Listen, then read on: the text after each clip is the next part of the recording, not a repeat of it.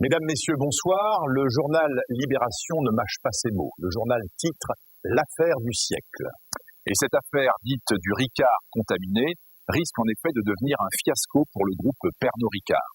Car l'on recense déjà, selon plusieurs associations, 3 morts et plus de 700 contaminations dues à l'absorption de la célèbre boisson. C'est par un recoupement des informations entrées dans le Minitel que les autorités se sont inquiétées d'une potentielle intoxication liée à la célèbre marque Pernod Ricard. De temps à autre, je bois un petit Ricard en sortant de l'usine, oui. Alors vous imaginez bien qu'en entendant la nouvelle, ça m'a fait un choc, quoi. J'ai vidé toutes les bouteilles, j'ai arrêté le bistrot, quoi. Une enquête lancée par l'ACC a mis à jour une possible contamination d'une cuve de Ricard. La cause, un mauvais nettoyage d'une ancienne cuve de pesticides utilisée pour traiter le chou-fleur. Vous savez, moi, si le patron me dit de pas utiliser le nettoyeur quantique, j'utilise pas. Voilà tout.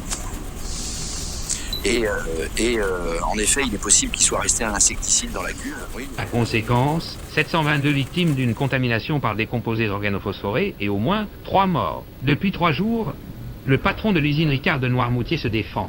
Selon lui, des procédés de nettoyage à échelle subatomique sont utilisés pour nettoyer les cuves. Il serait donc impossible qu'une trace de pesticide soit restée en circulation. Il n'y a pas de contamination. Les cuves sont traitées par des processus quantiques qu'aucune entreprise ne possède. Par contre, et je peux le prouver, monsieur, c'est un complot bolcho-communiste de la presse socialiste contre le Ricard.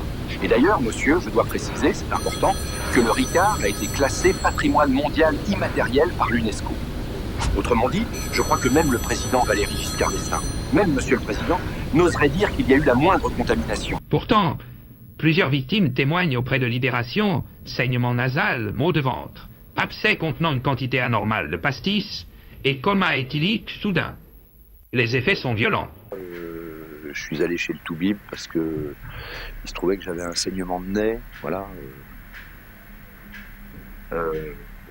qui ne s'arrêtait pas. Donc en effet, c'était assez inquiétant. Voilà. Bon. Et malgré un grog, les maux de ventre ne passaient pas. Vous voyez. Et bon, le Toubib m'a demandé ce que j'avais bu. Bon, du Ricard.